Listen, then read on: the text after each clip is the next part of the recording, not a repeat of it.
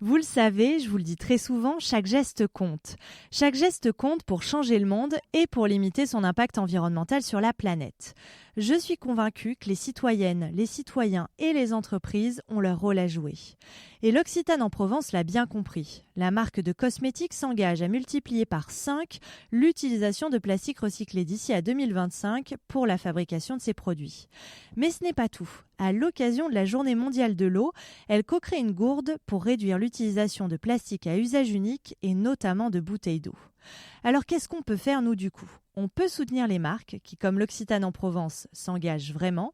Et comment on peut le faire ? Eh bien en faisant l'acquisition de cette jolie gourde printanière éco-conçue siglée « Dis-moi que tu m'aimes » pour aller un peu plus loin dans notre démarche responsable. There's another way of living on this planet, another way of being, another way of thinking. Change your minds, you guys. Everyone has to do everything they can to make sure they are on the right side of history. Right side of history. Now go! Je suis Chloé Cohen et vous écoutez Nouveau Modèle. Aujourd'hui, c'est l'heure des bonnes nouvelles. Des bonnes nouvelles repérées dans la presse ou sur les réseaux sociaux et résumées dans un format court et positif. Quelques minutes pour faire le plein d'énergie, d'inspiration et de motivation. L'action reste la meilleure façon de construire le monde de demain. Nous pouvons changer les choses ensemble, mais pour ça, il faut savoir que c'est possible et que des solutions existent. Les vérités sont importantes à dire. Oui, la planète va mal. Oui, les droits humains et notamment ceux des femmes sont menacés. Mais non, il n'est pas trop tard. Nous pouvons encore agir et agir à notre échelle. Pour retrouver toutes les références citées dans cet épisode, pour aller plus loin avec des articles ou des vidéos, abonnez-vous à la newsletter sur le site internet du podcast, nouveaumodelpodcast.com. Vous recevrez chaque semaine les bonnes nouvelles dans votre boîte mail. Et sinon, je voulais vous dire que pour continuer à réaliser tous les formats Nouveau Modèle, j'ai besoin de vous. Nouveau Modèle est un podcast natif indépendant et aujourd'hui, je ne gagne pas ma vie avec ce projet. Pourtant, j'aimerais continuer à vous proposer du contenu de qualité. Alors si vous aimez le podcast, si vous souhaitez que Nouveau Modèle puisse exister encore longtemps, il suffit de cliquer sur le lien Patreon que vous trouverez dans les notes, les détails de cet épisode. Vous donnez ce que vous pouvez et ce que vous voulez, toutes les contributions sont très importantes. Alors un immense merci pour votre soutien. Allez, c'est parti pour les bonnes nouvelles de cette semaine et pour se changer un peu les idées. Première bonne nouvelle, des entrepreneurs péruviens ont inventé des assiettes sans plastique, écologiques et fabriquées à partir de feuilles de bananier. Elles sont conçues pour se décomposer en 60 jours, donc à peine 2 mois. L'entreprise travaille avec les cultivateurs de bananes en Amazonie pour leur offrir une rémunération équitable et une formation technique. Le projet leur permet en fait de tirer profit des déchets de la culture de la banane.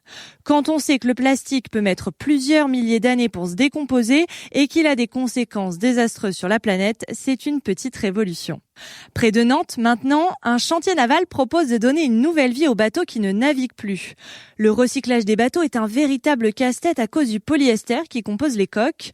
Donc la start-up, Bateau, a choisi de rénover de vieux voiliers et de les transformer en hébergement sur la terre ferme. Des centaines de milliers de navires de plaisance construits en polyester depuis les années 1960 sont aujourd'hui en fin de vie. Bateau propose de les racheter pour 1 euro symbolique. En plus, la start-up recrute des gens éloignés de l'emploi avec des problèmes sociaux pour les réintégrer dans la vie économique. Un beau projet social et écologique. Troisième initiative positive, l'association Tricotécœur est un exemple de solidarité incroyable. Et en ce moment, la solidarité est indispensable. Cette association, qui emploie 7500 tricoteuses bénévoles réparties dans toute la France, souvent des mamies, vient en aide à des milliers de jeunes mères en difficulté. Les bénévoles tricotent des vêtements et des doudous pour les enfants de mères en situation de précarité. Pour participer à cette belle aventure humaine, c'est simple, il suffit de contacter l'association en demandant des patrons de modèles de bonnets ou de couvertures et de vous mettre au tricot. Dans l'industrie textile, Kering va ouvrir son propre atelier de broderie en Inde. Le groupe de luxe qui détient Gucci, Saint-Laurent ou encore Balenciaga va internaliser une grande partie des activités de broderie réalisées à la main par des sous-traitants indiens. Le groupe veut créer son propre atelier pour améliorer les conditions de travail des artisans et artisanes en Inde. L'Inde est vraiment reconnue pour la broderie à la main, c'est une tradition ancestrale. Sauf que souvent, les ouvriers et les ouvrières travaillent dans de mauvaises conditions, avec de bas salaires et des mesures de santé et de sécurité insuffisantes. En créant son propre atelier, Kering aura plus de contrôle et pourra garantir une meilleure transparence sur les conditions de travail. Direction la Côte d'Ivoire maintenant, le pays est le premier producteur mondial de cacao. Sauf que derrière le chocolat, des familles entières vivent dans la pauvreté, ce qui contribue au travail des enfants. Mais des initiatives se mettent en place pour lutter contre cette triste réalité. L'Initiative internationale pour le cacao, une fondation suisse créée par l'industrie du chocolat pour lutter contre le travail des enfants dans cette filière, a décidé de soutenir économiquement une trentaine de femmes dans un petit village de Côte d'Ivoire. Ils ont créé une sorte de banque et grâce à l'argent épargné, les femmes ont donc pu payer des ouvriers pour remplacer leurs enfants dans les plantations de cacao. Elles ont aussi pu lancer des cours d'alphabétisation ou encore mettre en place une cantine scolaire pour attirer les enfants. Une initiative qui, je l'espère, pourra se multiplier en Côte d'Ivoire et dans d'autres pays.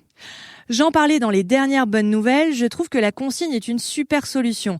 Et la Norvège le prouve. Les Norvégiens et Norvégiennes paient un peu plus cher leurs canettes et bouteilles en plastique, mais tout le monde les rapporte à la consigne. Résultat, en Norvège, on recycle 97% des bouteilles en plastique. C'est bien au-delà des objectifs fixés par l'Union européenne. À partir du 1er janvier 2022, les fournisseurs d'accès à Internet et les opérateurs mobiles comme Orange, SFR ou Free seront contraints d'afficher l'impact carbone des activités numériques de leurs clients et clientes. Les opérateurs devront calculer combien nous avons généré d'émissions de CO2 en regardant un film, envoyer des mails, partager des données. L'impact environnemental des appareils devra également être comptabilisé.